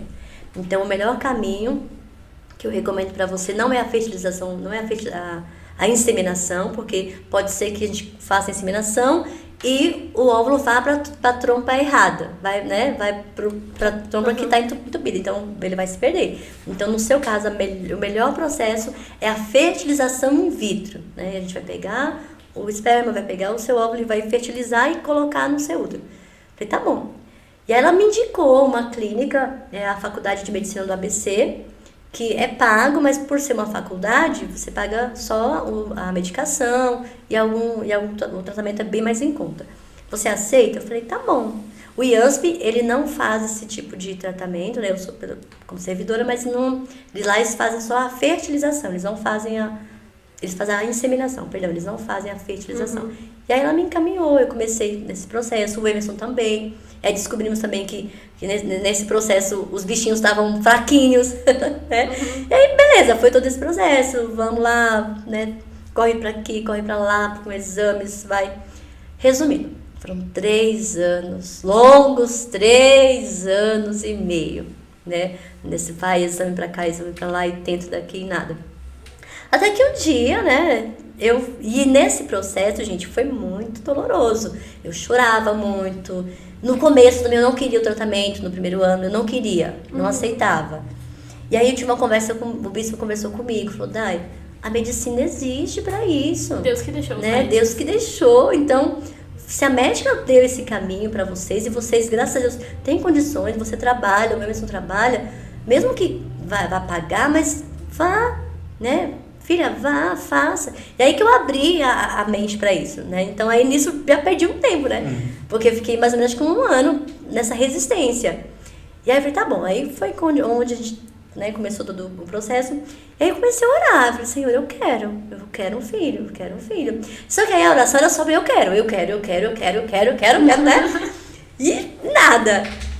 Num culto, não lembro quem estava ministrando, não sei se foi o bispo, mas ele disse algo que a gente precisa agradecer antes de ter. Fé é você agradecer antes de ter. Então eu falei, opa, virei a chave. Falei, peraí, se fé é agradecer antes de ter, então eu vou mudar minha oração. Falei, vida, vamos escolher o nome. Como vai se chamar nossos filhos? Ele, como assim? Você já tá grávida? Eu falei, não, mas já vamos colocar nome. Aí decidimos o nome. Se for menino, vai ser Samuel. Se for menina, vai ser Sofia. Então, eu falei, vida, agora a gente vai passar a hora diferente. A gente vai agradecer. Vamos chamar a existência aquilo que não existe. E aí começamos a orar. Vem, Sofia, né? Senhor, trazemos a existência Sofia, trazendo a existência Samuel. E começamos a orar nesse sentido. E aí eu falei, Senhor, quando vier eu vou cantar aquele hino, quão grande é o meu Deus. Cantarei, quão grande é o meu Deus. E aí, nas minhas orações foi isso. Eu comecei a ter um outro olhar. E nisso, foi tão... Deus trata tanto assim na minha vida, de uma forma que, quando eu penso que estou no caos, assim, sabe, no mar revolto, é aí que eu sou chamada para ministrar. Sabe? E aí, nesse tempo, né, Deus foi me chamando para ministrar, então eu recebia mais convites para ministrar. E as ministrações, Deus me levava nesse sentido de fé fé, você precisa ativar a sua fé, você precisa agradecer. Então as ministrações eram nessa vibe, sabe? Então eu comecei também a mover a igreja nesse sentido. E aí eu contei pra igreja que eu queria engravidar. E aí coloquei a igreja em volta desse processo. Igreja, vamos lá, eu quero engravidar, então vocês precisam me ajudar. Então me ajudem em oração. E a igreja abraçou a minha causa. Gente, é por isso que eu amo a IBA. Porque a igreja em peso abraçou a minha causa. Porque até então, gente, é muito difícil você ouvir dos irmãos, ouvir de pessoas. E aí, você não vai ter filhos? E as pessoas falam mesmo, né? E as pessoas falam. E depois eu quero dar uma dica para as pessoas que falam isso. Não falam isso, gente. Mas vamos continuar. Né? E aí comecei a envolver a igreja. Igreja, olha, você sabe que eu quero engravidar, então me ajuda aí. Né? Então nas ministrações. E as pessoas começaram a ver que, peraí, né? É fé. E eu lembro de uma ministração, que não sei se vocês já estavam, que eu levei um baú. Sim. Eu levei um baú, né, e Deus me... Nossa, essa ministração foi linda, gente, foi linda. Eu lembro que eu tava indo trabalhar com o Emerson. Na época eu trabalhava na escola lá depois do terminal João Dias. Eu pegava ônibus, trem e metrô. Caraca. Saía cedinho com o Emerson. E aí, eu falei, Senhor, e agora? O que eu vou ministrar? E Deus sempre fala comigo com música. Pra cada fase da minha vida tem uma música marcante, vocês perceberam, né? E nessa fase da Sofia, teve aquela música do Valadão, hoje o meu milagre vai chegar. E teve essa da Soraya, enfim. E eu lembro que eu tava com uma música na cabeça, que era do quero trazer à memória aquilo que me dá esperança. E eu fui pro trabalho com essa música. Esperança, esperança, esperança. Quando o Emerson virou o carro pra entrar numa rua, eu bati o olho assim, tava lá, Esperança. Era o nome da rua. Eu não sei se foi Deus que me fez enxergar a esperança, mas eu enxerguei a palavra esperança. Falei, tá, esperança, trazer a memória. Eu lembrei do texto, né? Tá lá em Jeremias. Falei, Senhor, é isso. E aí, fui pra escola, trabalhei e tal. Quando eu cheguei em casa, eu falei, vamos rascunhar. E aí Deus me trouxe essa palavra, trazer à memória aquilo que me dá esperança. E aí já tinha comprado algumas roupinhas de menino e de menina. Comprei um bodyzinho rosinha, branquinho com detalhes rosa, comprei um bodyzinho cinza. E aí eu falei, beleza, vou levar isso aqui pra igreja. E Deus foi me dando estratégia da administração, né? Às vezes Deus me dá umas coisas assim, dinâmicas mesmo, né? Acho que muito professora. É coisa de professora. E beleza, eu levei a administração. Gente, foi muito gostoso, assim, sabe? Você mover o coração da igreja com a sua fé, sabe? E a igreja abraçar. E não só pela minha fé, mas também falar, olha... A minha esperança naquele momento era engravidar. Mas no final do culto, outras pessoas me procuraram. Daí, eu tenho outros projetos. Então, você ativar na vida da igreja algo que nela também está morto, que ela precisava trazer esperança pro coração. Então, no final do culto, você ouvir, obrigada por essa palavra. Gente, isso não tem preço. Sabe? E aí, comecei a buscar. E Sofia veio, né? E Sofia veio assim...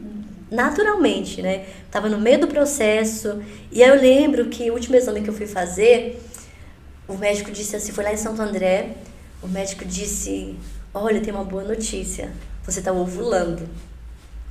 Então isso já acendeu a esperança no meu coração. Opa, se eu tô ovulando, então é porque eu tenho chance de engravidar.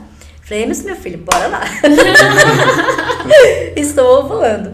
E foi nesse processo mesmo que a Sofia veio, né? Eu lembro que foi no mês de março que eu fui fazer o exame.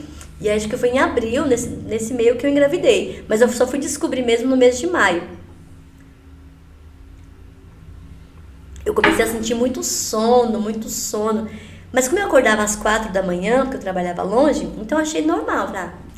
Acordo às 4 da manhã, normal. Mas era um sono assim, gente, fora do comum. E aí comecei a sentir umas coisas assim no corpo, né? Os seios ficam doloridos, né?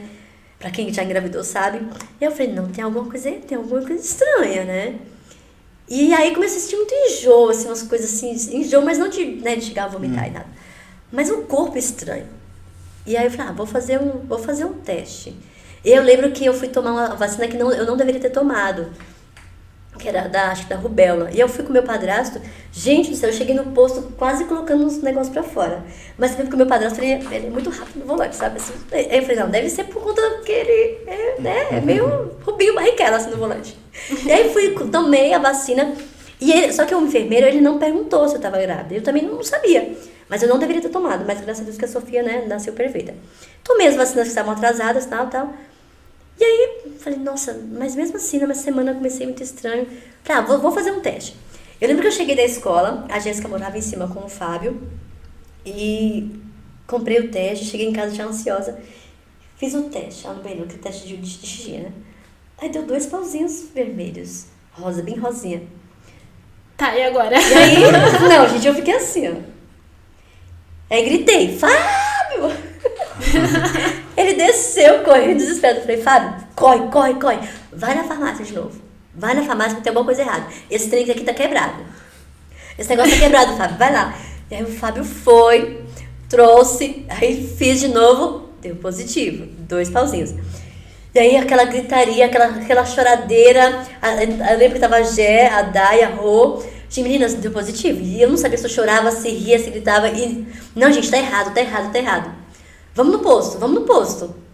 A Jéssica tava começando a aprender a dirigir. E o carro do Emerson tava na garagem. Eu, Gé, pega o carro, bora. Gente, foram as 3. A Jéssica tremendo ali no volante, a gente tinha um Uno vermelhinho na época. Vamos pro Campinas. O posto tava quase fechando. Falei, moça, eu preciso fazer um teste. Ela, calma. Beleza, fiz o 3º teste. Daí era sangue, né? Ou era... Aí ela fez o do xixi de novo e aí colheu o sangue. O do xixi deu positivo. Ela falou, olha, tá positivo, você tá grávida, mas vamos fazer o do sangue. Eu falei, não, então tá bom, não quero colher o sangue, não.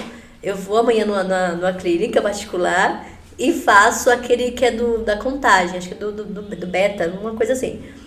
No dia seguinte, eu fui na Clínica Fares. Eu fiz propaganda da clínica, desculpa, gente. Tudo bem, não tem problema.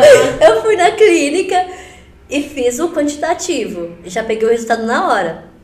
E aí, quando eu abri, aí pronto, aí desabei. Falei, não, realmente, agora sim. E aí, paguei no particular também o ultrassom, porque eu até então não acreditava. Não acreditava, sabe? Mesmo ali com 3 exames, não acreditando. E engraçado que foi à noite pra contar pro Emerson. Como ele chegava tarde, chegava sempre nesse horário, umas meia-noite. Eu deixei os 3 testes que eu tinha feito, né? E o papelzinho do exame de sangue que tava lá pra eu fazer no dia seguinte. E aí coloquei as roupinhas, coloquei os 3 testes e coloquei eu e você igual. Aí coloquei Sofia ou Samuel. E coloquei o celular escondido filmando. E eu consegui ficar no banheiro e assistindo pelo celular. Né? E ele. Então foi muito lindo. E ele abriu, ele com capacete na cabeça, né? Eu trabalhava de moto. A gente ficou uns 3 minutos assim, ó. Parado. Com capacete na cabeça. Parado assim, ó. E eu no banheiro. Tentando, né, não fazer barulho. E aí ele tirou o capacete, ele ria, ele olhava de novo, assim, sabe, olhava. Aí ele ficou assim, meio bobo, ele ficou assim, sabe, abobalhado. E aí quando ele me viu, eu não aguentei, né, um choro, que eu saí assim, nós choramos muito. Enfim, né, eu fiz ultrassom, mas a ficha só caiu mesmo quando eu ouvi o coraçãozinho. Quando eu fui pra clínica e a médica, né, fez ultrassom e tava lá, nossa, gente, aí... Ela precisou até falar, Daiane, calma, eu não vou conseguir terminar o exame. Aí pronto, aí o mundo, sabe, assim, eu desabei e realmente, aí eu comecei a cantar, quão grande é o meu Deus, e tá lá, hoje, né, a minha Sofia, 4 aninhos, né, é a melhor coisa que Deus me deu, gente, ser mãe é algo fora do comum. Eu idealizei muito a maternidade, sabe? E eu vou dizer para as mães, né, para as mulheres que querem ser mães, algo assim, não... Eu estudava muito, lia muito, mas, gente, não tem manual. Aprende na prática, né? Aprende na prática. E tem muita coisa que eu dizia que eu não ia fazer e eu faço.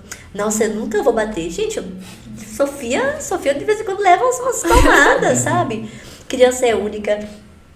Não se compare. Cada mãe é uma mãe, cada filho é um filho. Então eu aprendo muito com a Sofia, aprendo muito. E Sofia veio assim, gente, Pra mudar mesmo, sabe? Porque a Sofia é uma menina muito esperta. Às vezes eu até pensei, meu Deus, será que minha filha tem um QI assim a mais? Porque ela fala coisas assim que eu falo, será que isso é normal pra uma criança de 4 anos? Ela é muito assim, muito à frente, sabe?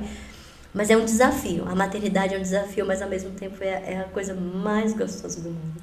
Né? E eu sofri muito com essa questão de... E aí, não vai ter logo? E é isso que eu ia falar, né? Pra quem tá querendo e também pra quem vê num casal que acabou de casar, não fiquem perguntando. Você Cuida não da sabe. sua vida. Você não sabe. Porque pra mim era muito difícil, né? Ouvir assim, nossa, mas tanto tempo de casada e ainda não tem filhos? Até durante os 7 anos, beleza, foi tranquilo pra mim. Então eu dizia, não, eu não quero agora. Mas depois dos 7 anos de casada, né, esses 3 anos e meio tentando, é muito doloroso, gente. É muito doloroso você ouvir assim, e aí, não vai ter filhos? É Satanás mesmo que usa a boca das pessoas pra dizer assim, eu ouvi isso.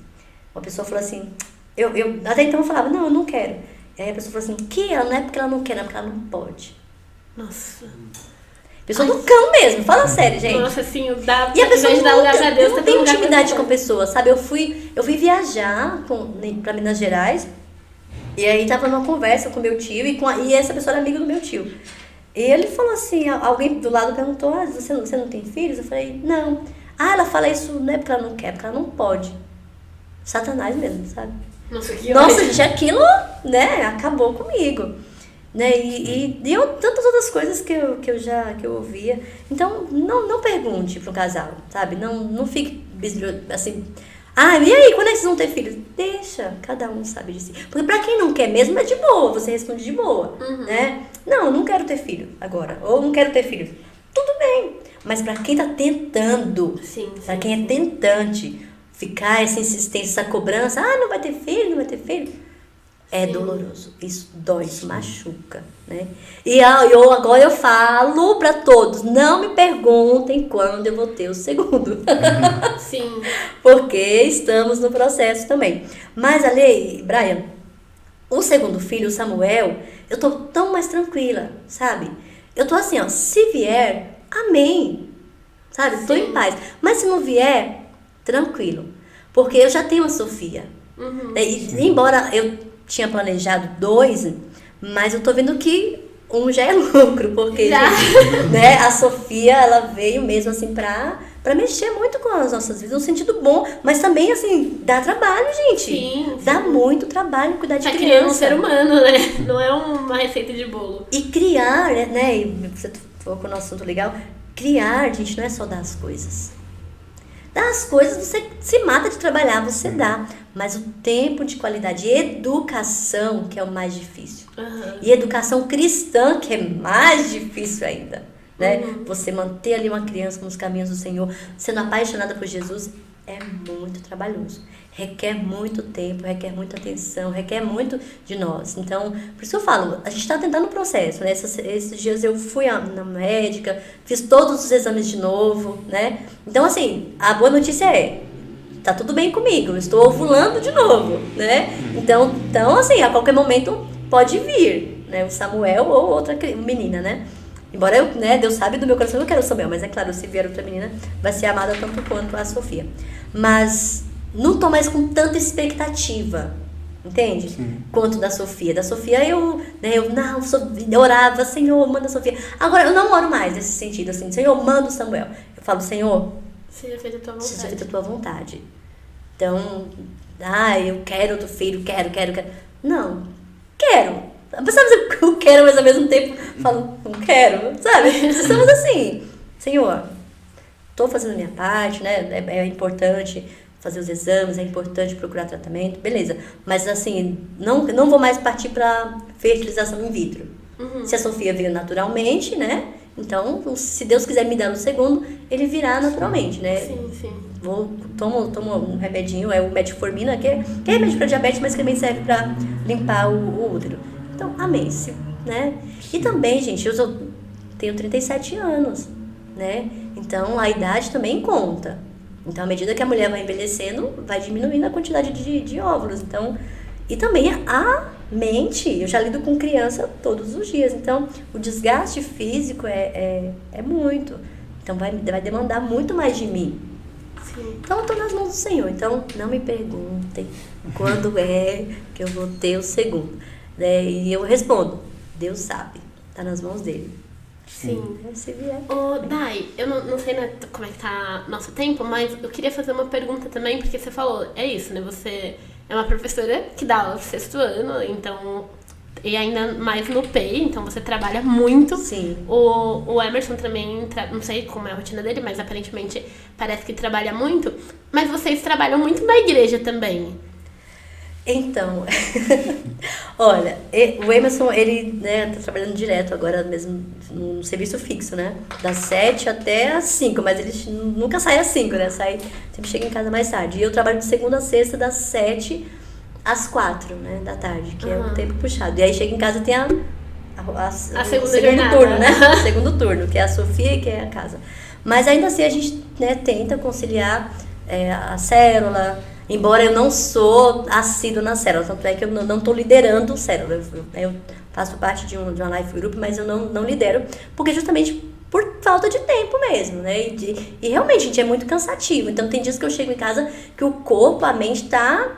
E aí eu ainda tenho que cuidar da Sofia. Então, de vez em quando é que eu venho na Noite de Glória na quarta-feira, né? Tento vir, mas não sou assídua. Mas a gente ainda tem a responsabilidade do culto da conexão de casais, né? Ah, mas acontece a cada 2, 3 meses? Beleza, é só a cada 2, 3 meses, mas ainda demanda nosso tempo, né? E graças a Deus que nós temos o Fábio e a Gé conosco. Né? Além de ser meu irmão, minha cunhada, a gente tem uma conectividade muito grande, assim, de pensamento, sabe? Ah, vamos fazer isso, né? Então a gente se junta, inclusive a gente, né, vai se juntar amanhã ou outro dia desses para alinhar algumas coisas para o próximo culto de casais, que será em junho. Então, assim, é um tempo espaçado, mas que requer também planejamento, né? E todo planejamento requer tempo, né? Tempo e lugar, né, para acontecer. Então, mesmo tendo a rotina de trabalho secular, a gente, né, tenta fazer algumas coisas na igreja, né? E é gostoso trabalhar com casais, né? Eu tenho me identificado, né, de estar ali. E a gente nós fizemos o curso Bem Casados, aplicar o curso Bem Casados, que também requer tempo e planejamento, mas foi muito gostoso, né? Poder aplicar o curso. Queremos aplicar um curso de noivos para quem vai casar muito legal. Esse ano. Então, preciso entrar em contato com as meninas. Já até peguei o contato delas, mas eu falei, bispo, essa semana eu entro em contato com as meninas, mas acabei não dando, mas eu pretendo fazer isso essa semana. E é claro, se elas, a gente não força, né? Se quiserem, né? Sim, então, sim, com certeza. vou me sentir muito honrada se os noivos aceitarem fazer o curso com a gente. É um curso rapidinho, mas que é gostoso, sabe? Você poder falar da nossa experiência. O curso, eu falo que o curso Bem Casados e o de noivos, tem a apostila, tem um livro, mas a gente fala muito das nossas experiências como casal, né? Como casal cristão, né? Com filhos. Então, a gente acaba trocando muitos, olha, gente, não façam isso, né? Que nós fizemos, nós erramos nisso, então não repitam esse erro. Então, é um bate-papo mesmo, tanto o curso Bem Casados, como o de noivos. Nós fizemos o de noivos com o Silas e a Ingrid, foi muito gostoso, nós fizemos em casa, foi um bate-papo muito legal. Então, é gostoso você passar das suas experiências, né?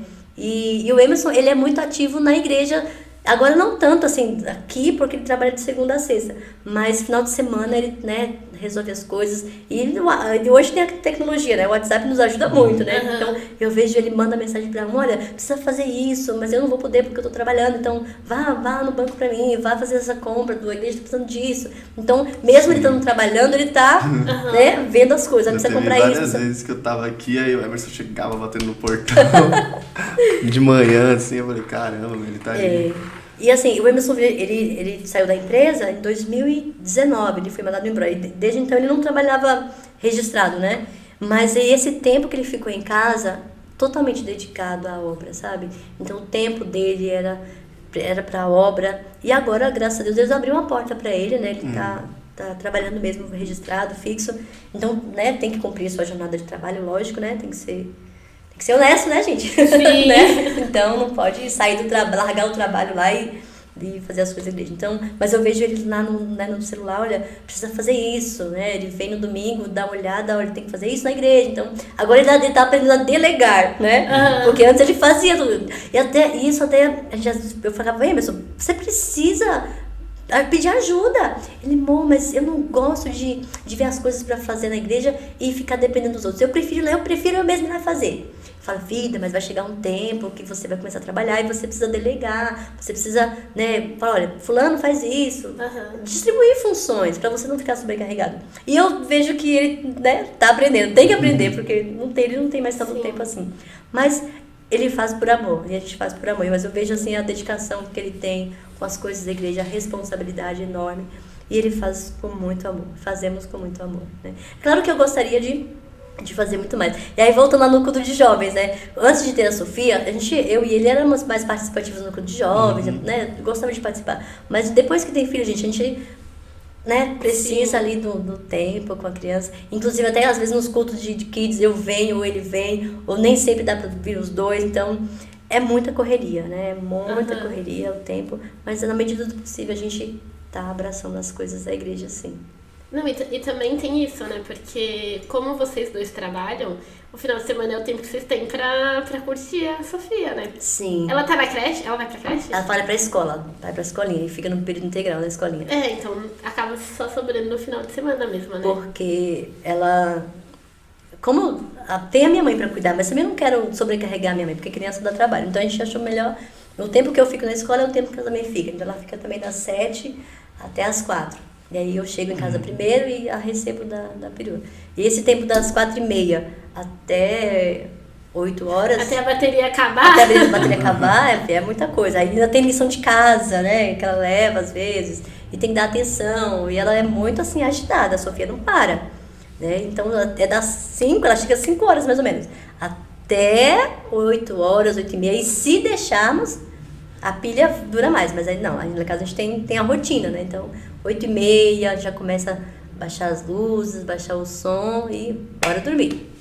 E eu também durmo cedo, porque eu também acordo cedo, né? Sim, sim. É isso, gente. Olha, Dai, eu não sei como a gente tá... Já estamos encerrando. Sim. A gente agradece muito. Nossa, foi muito legal. A gente acho que passou muito rápido. Passou, né? Passou muito rápido. Nossa, foi muito boa a conversa. E eu gosto muito, tô gostando muito de fazer o podcast, porque tem várias. A gente descobre várias coisas aqui. Eu ia morrer sem saber que o Emerson era sobrinho da pastora Rosana. Porque a gente vê e não associa, né? Esses dias mesmo eu tava pensando sobre o Kelso, irmão da Gislaine. Eu ia morrer sem saber, eu descobri pelo Rihanna. Ué. Mas enfim, muito legal. Eu tenho certeza que a sua experiência toca muito na vida de outras pessoas e ajuda, né, a curar. E é muito isso que você falou, que a gente é curado para poder curar outras pessoas, né, através da nossa história. Eu acho muito, assim, que esse podcast vai chegar em várias pessoas que passaram pela mesma coisa, e não só por isso, né, em professoras também, que, tipo, às vezes precisam desse ânimo, porque é muito difícil ser uma professora cristã no mundo que a gente tá hoje, né, então as professoras e os professores precisam desse ânimo. Ai, foi muito legal. Deus abençoe. Eu amei participar. Obrigada pela honra, né, de me chamar para estar aqui. Obrigada mesmo. Muito obrigado. Muito obrigado, Dai, que Deus continue te usando muito em ministrações, que eu acho sensacional. A criatividade que Ele te usa. E continua assim, no Ministério de Casais também, né? A Dai, ela lidera os casais. Então, obrigado por estar na mesa conosco essa manhã. Obrigada, gente. Eu que agradeço de coração. E obrigado a vocês que estiveram conosco. Se inscreva no canal, compartilhe, faça com que essa mensagem alcance o maior público possível. Nós te agradecemos por estar à mesa conosco e tenha uma excelente noite no nome de Jesus. Amém.